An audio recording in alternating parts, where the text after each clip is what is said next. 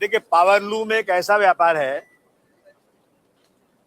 कि कृषि के बाद, एग्रीकल्चर के बाद सबसे ज्यादा एम्प्लॉयमेंट देने वाला है, लेकिन सरकार का ध्यान पावरलूम की तरफ बिल्कुल नहीं है। जब श्री मुलायम सिंह यादव जी की सरकार थी तो उन्होंने सिर्फ 60 रुपए, ओनली 60 रुपीज नाम के लिए सिर्फ पावरलूम का बिल बिजली का रखा था, इसलिए कि इस इंडस्ट्री का ग्रोथ हो पाए। इसमें एम्प्लॉयमेंट बहुत ज्यादा है। 60 रुपए कोई वैल्यू नहीं होती है। 24 आवर्स की बिल 60 रुपए। यहां सरकार प्रॉफिट एंड लॉस देख, सरकार का काम प्रॉफिट एंड लॉस देखना नहीं है। सरकार धंधा करने नहीं बैठी है। सरकार का काम है कि जनता को कैसे सहूलत दें, उनको रोजी रोटी कैसे मुहैया हो। लेकिन सरकार ने वहां लाकर एक ऐसी कंपनी बिठा दिया है जो मारवाड़ियों की तरह से डंडा लेकर के लोगों से पैसे वसूलती है और एक्स्ट्रा कितने पैसे लोगों से ले सकें, कितनी बिल बढ़ा सकें, ये उनका रोज का काम है। सरकार कहती है कि उनके आने के बाद हमको जो है रेवेन्यू बहुत हमको मिल गया है। मेरा कहना है कि एक चॉइस होना चाहिए, एक मजबूरी नहीं होना चाहिए। जैसे मुंबई के अंदर यहाँ पे बीएसटी है, टाटा है, अदानी है, इसी तरह से जहां जहां टोरेंट कंपनी है, भिवंडी में है, मुमरा में है, एक प्राइवेट कंपनी मालेगांव में है, जहां जहां माइनॉरिटी, जहां गरीब लोग हैं ना, वहीं पर ऐसी कंपनी को लाया जा रहा है ताकि उनको परेशान किया जाए। मेरा कहना है कि इसी के टोरेंट को अगर आप लाए हैं तो वहां पर टाटा और ये जो है एमएससीबी, ये अदानी, इन कंपनियों को भी वहां दिया जाए तो पब्लिक की जो चॉइस हो, पब्लिक उससे बिजली ले, ये हमारी मांग है। चल, दूसरा क्या है? दूसरा ये यूसीसी वाला जो कमेटी गठित की गई है उसमें एक भी अल्पसंख्यक समुदाय से सदस्य नहीं है, इंसाफ कैसे होगा?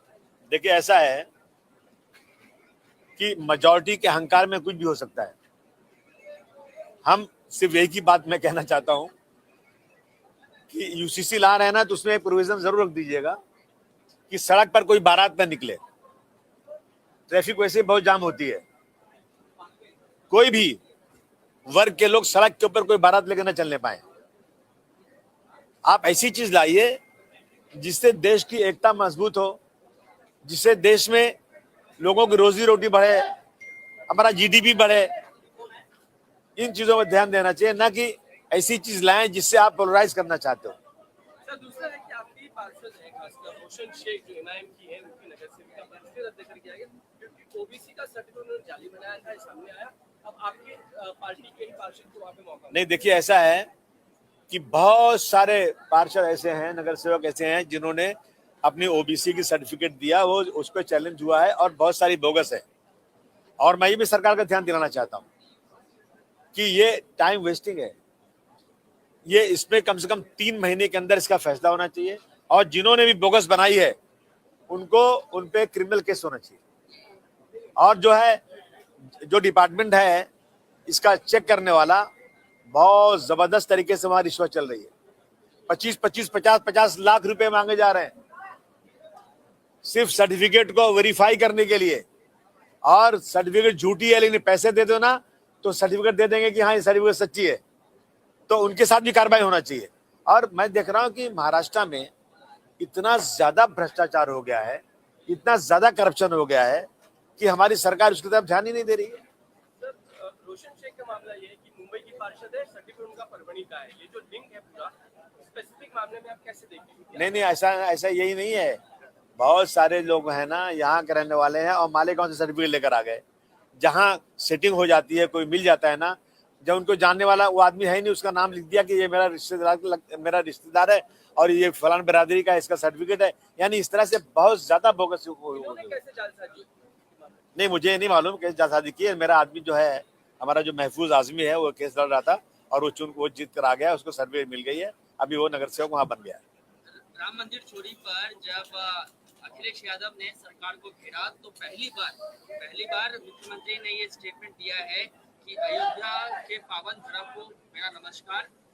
जो लोग आज राम मंदिर के हित की बात कर रहे हैं, यही लोगों ने किसी समय में हनुमानगढ़ी में नमाज जो है वो पढ़वाई थी। क्या मैं इन लोगों से पूछना चाहता हूँ कि क्या जामा मस्जिद में हनुमान चालीसा पढ़ने दी जा सकती है क्या? नहीं, इसमें क्या जवाब दूं? ऐसी बातें नहीं करना चाहिए जिससे जिससे आपसी कुछ ताल्लुक खराब हो। और मैं समझता हूँ अखिलेश यादव जी, मुलायम सिंह यादव जी एक बहुत धार्मिक आदमी है और ये कोई मुस्लिम थोड़ी है। ये इनके यहाँ रोज पूजा होती है। अखिलेश यादव जी ने अपने इलाके में बहुत भव्य मंदिर बनाने जा रहे हैं, उसका भी अभी इसका उसकी ओपनिंग होने, बहुत जबरदस्त मंदिर बनाया उन्होंने। उनके यहाँ कृष्ण भगवान की फोटो रखी हुई, रोजाना उसकी पूजा करते हैं।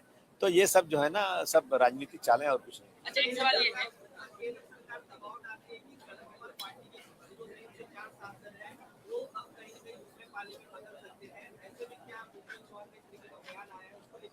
नहीं, पृथ्वीराज ये कह रहे हैं कि शिंदे के साथ जो है शिवसेना के 6 सांसद गए। अब कहीं ना कहीं राष्ट्रवादी कांग्रेस के भी 6 से 7 सांसद अस्वस्थ हैं और जल्द से केंद्र सरकार नहीं, मेरा तो ये मानना है कि लॉ में चेंजिंग की जाए। जिन लोगों ने वोट दिया उनका अधिकार है। हमसे आपने एक आइडियोलॉजी लाई आपने कि हमको वोट दीजिए, हम ये करके दिखाएंगे। हम क्रिमिनल हैं, हम सेकुलर हैं, बहुत सारी चीज़ें, जितनी चीज़ें आइडियोलॉजी के ऊपर वोट मिला है। और जिन्होंने वोट दिया, जो आपको चुन के लाने वाले, उनसे पूछा ही नहीं जाता है और अपनी मर्जी से पार्टी बदल दी जाती है। आज़ादी का मतलब ये नहीं है कि आप इस तरह से किसी के साथ नाइंसाफ़ी करो। लॉ बदलना चाहिए। अगर कोई आदमी किसी को पार्टी बदलना है तो रिज़ाइन करे, जाकर दोबारा इलेक्शन लड़े और चुनकर जहाँ जाना हो जाए, लेकिन उसके पहले जाना बिल्कुल बैंड होना चाहिए। आदमी साहब, पिछले दिनों हमने देखा था कि शिवसेना के नगर सेवक ने डॉक्टर से मारपीट की थी। अब कल का वाकया है जब रायगढ़ के महाड़ में बीजेपी के जो पार्षद हैं वो पालिका अध्यक्ष के साथ मारपीट करते हैं। सत्ता का घमंड, बिल्कुल सत्ता का घमंड है ये सहनशीलता खत्म हो चुकी है। सरकार को इसके ऊपर सख्ती से बोलना चाहिए। अपने अपने जिनके लोग चुनकर आए उनको सख्ती करना चाहिए और उनको सजा मिलना चाहिए। अधिकारी काम करते हैं, अगर अधिकारी ने गलती किया, कुछ किया, तो आप उनकी शिकायत कीजिए। आप सत्ता में हैं, सत्ता में नहीं भी हैं तो अल्लाह की शिकायत कीजिए, उसके ऊपर कार्रवाई होगी। लेकिन इस तरह से मारपीट करना, मैं समझता हूँ इसकी पूरी निंदा होना चाहिए और जो मारपीट कर उनके साथ सख्त कार्रवाई होना चाहिए। सरकार से जब सवाल पूछा जाता है तो आदमी साहब मुख्यमंत्री कहते हैं कि हारे के टट्टू जिन्हें कुत्ता भी नहीं पूछता वो मुख्यमंत्री को गाली दे रहे हैं। नहीं, हमने देखिए ऐसा बातचीत हुई थी दोनों की? नहीं, कोई बात नहीं हुई थी। देखिए, चाहे कि अब बोलने का सबको हक है, इसका मतलब नहीं जो सत्ता में आ गए बहुत अहंकार से कुछ भी बोले। लेकिन जो सच्ची बात है, जो चीज, और अपोजिशन बनाया किस लिए जाता है? अपोजिशन बनाया जाता है तो उसको मंत्री का पद मिलता है। लेकिन बहुत ही वो है कि हमारे यहाँ महाराष्ट्र में अपोजिशन ही नहीं है, सत्ता का पूरा अहंकार है। लेकिन सवाल पूछने का पूरा हक है, किसी को गलत तरीके से नहीं बोला जा रहा है। तो निदा खान के मामले हमने देखा कि कोर्ट ने खासकर स्पष्ट टिप्पणी की कि चूंकि वो गर्भवती है और नैसर्गिक न्याय के मुताबिक इन्हें बेल दी जानी चाहिए। उनका चार्जशीट भी दाखिल हो चुका है। हमारे कृष्ण का जिक्र किया कि जिस तरीके से देखिए, ऐसा है कि वो जो क्या निदा खान नाम, हाँ, निदा खान की कोई गलती नहीं है। मैंने उस केस को पूरा देखा है। ये जानबूझ करके एक जो है ना जबरदस्ती का हुआ खड़ा किया गया है। आखिर में जब केस चलेगा ना, निदा खान बिल्कुल बेकसूर निकलेंगे, मेरा वादा है, मेरा दावा है ये। उसने कोई ऐसा काम नहीं किया है और यहाँ पर कोई ऐसे लोग नहीं है जो किसी को बहला फुसला के धर्म में लाना चाहते हैं। बिल्कुल गलत बिल्कुल गलत बात है ये अगर कोई कर रहा है ना तो ये आरएसएस और बीजेपी के लोग कर रहे हैं। लोगों को जाना पटाना उनको कि तुम अगर धर्म परिवर्तन कर दोगे तो तुमको इतने पैसे देंगे, तुमको नौकरी देंगे। उनको फूलों का हार पहनाया जाता है। किसी और धर्म में शादी करोगे तो उसका भी तुमको लाभ दिया जाएगा।